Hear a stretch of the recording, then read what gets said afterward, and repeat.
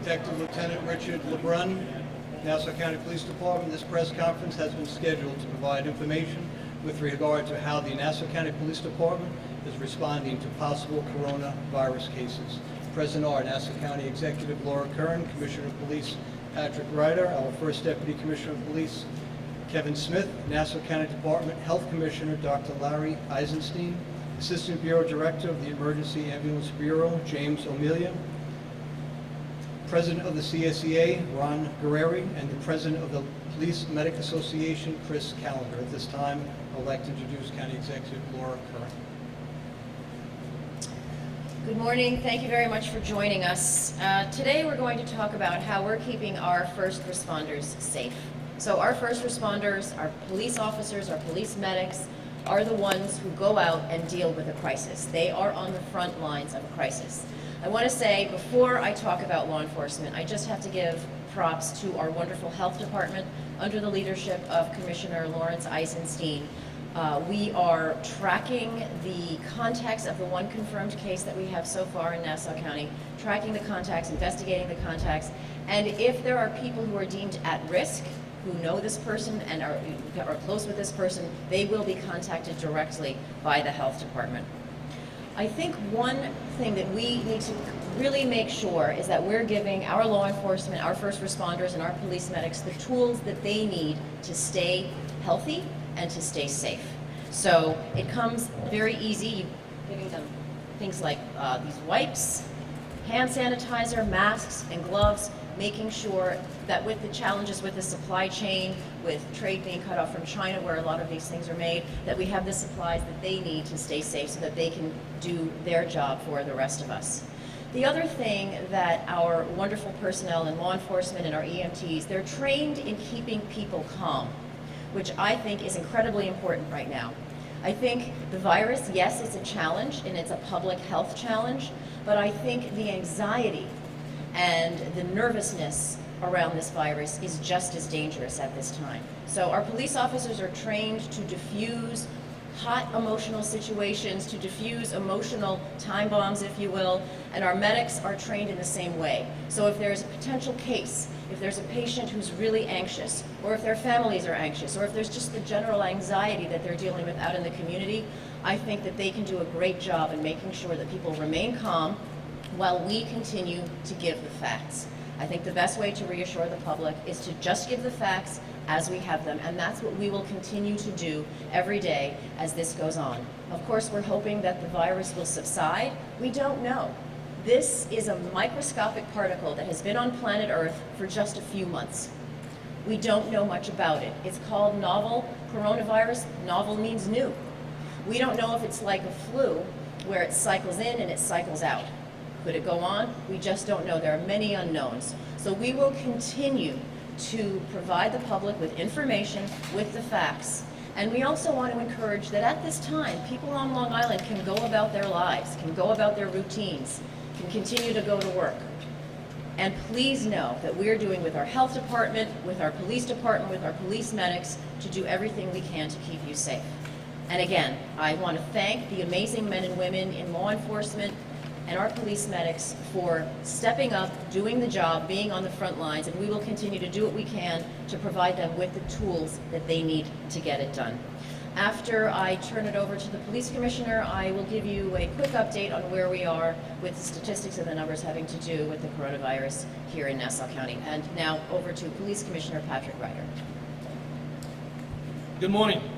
So we need to protect the first responders that have to go out and protect you. We have to make sure that the men and women that are the first interaction with that patient are protected so they stay healthy, that they can go out and again protect you.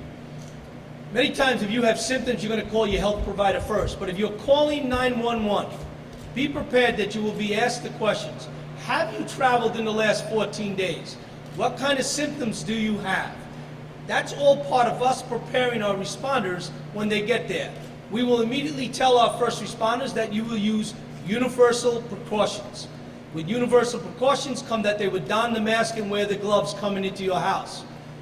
We also then will send additional messaging on their laptop in their vehicle so they will receive other information related to the illness at that home. Once the officer responds, he puts on the 95 mask that you see here on the right, the blue gloves, then he will also add the shield that is provided by the ambulance. The shield will then be put on those going into the house. The patient will receive a surgical mask. You must first stop the spread of the disease before you can go and help that person. So the surgical mask worn by the patient, as you see here, will stop that from going out and jumping onto our first responders. They will wear the 95 mask, which you see here, and their gloves and gowns if necessary. Again, the eye shield preventing those particles from jumping out onto our patients, from the patients to the officers. Our police medics are the best trained in the country. They provide the best service in the country.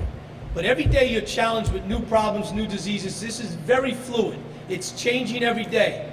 Yesterday we entered wipes into our world where every station house and every vehicle carries the antibacterial wipes. So they can wipe down their equipment so they can continue to go on throughout the day if they are in contact with somebody that possibly may have the coronavirus.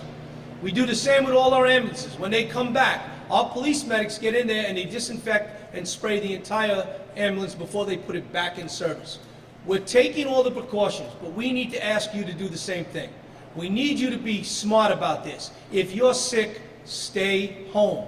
Don't come to work and infect the rest of your office. That's the same as the flu virus, the same recommendations. Wash your hands. As often as you can, continue to wash your hands. If you have any symptoms, contact your health provider. And if you need to and you're ill, contact 911 and we'll get there and get you the best service you can. Again, I want to thank Dr. Eisenstein, who's done an outstanding job, because he's not only looking out for the entire community, he's also looking out for those first responders, because he realizes the importance of us, that we have to get there to help you. So again, I want to thank Dr. Eisenstein, and I'll turn it back to the county exec. Thank you very much, Commissioner.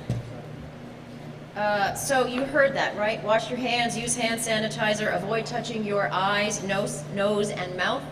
These masks, everyone's talking about these masks. Should we wear them? Shouldn't we wear them?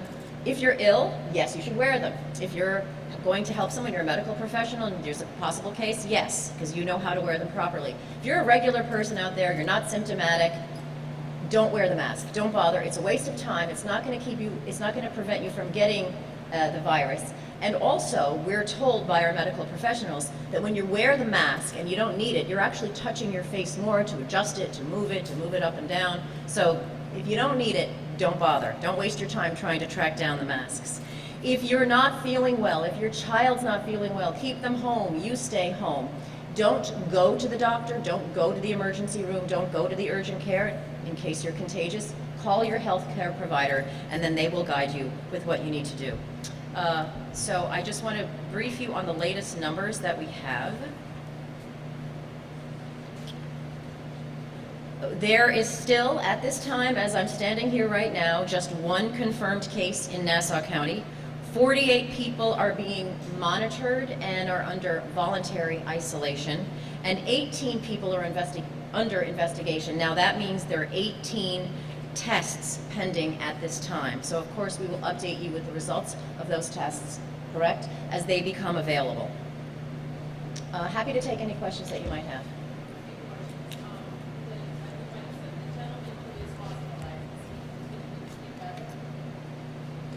I'm going to have the Commissioner of Health talk on that. We understand that the person who's hospitalized is not critically ill. I don't have an update today. My understanding was that we expect a recovery, but I haven't spoken to the doctors today. Just one other question, but I went to Stop and Shop here, and they have no hand sanitizer whatsoever. Are something like baby wipes recommended? What do you suggest for people going to stores if they're not finding? So, for sanitizing hands, you should, on the label, what's recommended currently by the CDC is anything, a gel that has a 60% alcohol base. There are some wipes that don't have any. They're still good to clean surfaces, but they're not going to have quite the disinfectant effect that something that has either a bleach solution in it, or for hands, the alcohol base. But any washing and any rubbing is better than nothing at all. So, well, that rubbing alcohol would work on the surface, but can have fumes too. So use it limited. But certainly, when you rub your hands with the gel, it's the rubbing action that causes the microbes to be destroyed. So soap and water is the best thing because you have the detergent and you have the rubbing of the wash. And why we say 20 seconds, because you're rubbing for 20 seconds. So even in cases if you're at a sink and there isn't soap, even rubbing with water is better than doing nothing. So yes, right now we're county executive has talked about the supply chain, and we expect the supplies of these things. People panic and there's a fear, and we don't want the fear to be worse than the disease, and very often we see that. We hope to start seeing it. Use the gel when appropriate, use what you have when you don't have gel, but standard soap and water is the single best thing, especially before you eat. Especially. And our restaurant inspectors year-round, they're going into restaurants and making sure that chefs and waiters and waitresses are washing their hands with soap and water. That's a key thing of preventing all microbiologic illnesses. A lot of people are sneezing and coughing because it's allergy season, it's flu season, it's cold season. Can you tell us, are there differences in the symptoms between those ailments and coronavirus? Okay. So Carolyn, you were the first person that brought up allergy season, and I was wondering when it was going to happen because we're about to go into allergy season where a lot of people start having some sneezing and itchy eyes and nose. All respiratory viruses have their own unique disease patterns, but some of the symptoms can appear in any one of them. Common colds range from, very mild malaise to runny nose to achiness. In general, coronavirus has two things that are criteria, and we're learning this and we're evolving. There are people who have coronavirus have no symptoms whatsoever. But the two things that we're looking for that are typically triggers for medical providers to consider coronavirus are the fever, which you very often do not see during allergy season, and that's going to be a key component, the fever, and the cough, the respiratory symptoms. Most people who suffer from seasonal allergies, and we've had a very warm winter, it would not surprise me if the pollen starts any day now, and I am a spring seasonal allergy sufferer. I know when it's my allergies. It's the itchy eyes and the itchy throat, and you might have a little cough. That's different than somebody who's developing a pneumonia where they're really sick. We want them to err on the safe side. It's okay to reach out. Call medical providers, very important. We don't want people showing up at emergency rooms not sure of what they have because there's an opportunity to expose everybody there, including the medical staff and all the people waiting and security and everything. So there are different symptoms. The gamut will run from no symptoms at all to, unfortunately, we've heard about fatalities and everything in between, but it's fever and cough that right now are considered the hallmarks for coronaviruses. Other viruses, some of them have that, some of them don't, and with these general symptoms, it makes it very difficult. Right now, a lot of people have these symptoms. Very, very small percentage of them would be coronavirus. We have one case in a county of 1.4 million people.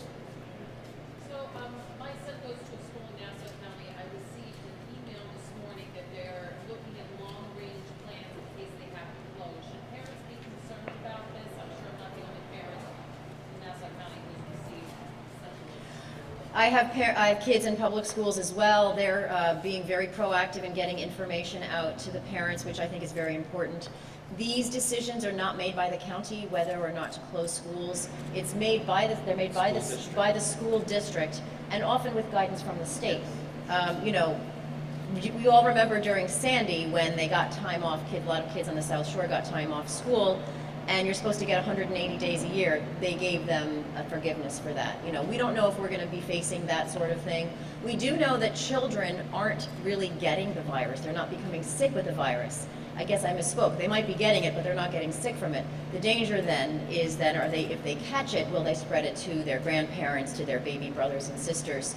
So this is an evolving situation. We just have to be monitoring the situation, and as soon as we get the news, we'll make sure that we share it with the public. But as of now, I feel perfectly safe sending my kids to school, and as I'm standing here now, if that changes, obviously we will communicate that. Can I just add? Yeah, of course. And I just want to add, I have a very although the schools are under state jurisdiction and they each make their own determination, we have a very close working relationship with BOCES and their health director. He and I speaking year-round on many things. At their request, I was their guest speaker of all the school superintendents last week. They have a lot of questions, and I think the most important thing when it comes to schools is the misinformation, the panic, the myths, the rumors. So as a health department, we don't have jurisdiction over the schools. Each school will make their own determination. If there's a child who is a potential case or needs to be kept home, we will be notifying that family. And should actions need to be taken, we're happy to consult and be of support to the schools, but each of them will make their own determination, and they are under state education jurisdiction. In regards to the patient in Nassau County, I understand privacy concerns, but that also like fuels rumors about where this person worked and here. And in the city case, they actually did reveal the place of work and the hometown of that patient. So what, in the interest of public health, it would be wise to reveal what this person does for a living and where they work? You know, I'm very cognizant of the privacy concerns, so I do not feel it's my place to release details about this person and his life and his place of work. I know reporters are very good at their job and they're finding things out, but I don't feel that it is the right thing for me to share that information. However, we will share information about confirmed cases, and our health department is on it. So we have a team of disease investigators who go out, and they do this every day with hepatitis, with other kinds of diseases. We just don't hear about it because they're not as high profile. So this is a very experienced team of investigators that go out and go through this person's life and go through, you know, the commute, where they work, where if they have children, where they go to school, that sort of thing. And then if there are people who are deemed at risk, who are contacts of this person, they will be reached directly by the health department. And that is, and what, just one more thing I would like to share is community spread. That's what we're concerned about now. That's why doing this contact investigation is so important, so that we can find out where it's spread and then contain it. Okay, thank you. Thank you. Thank you.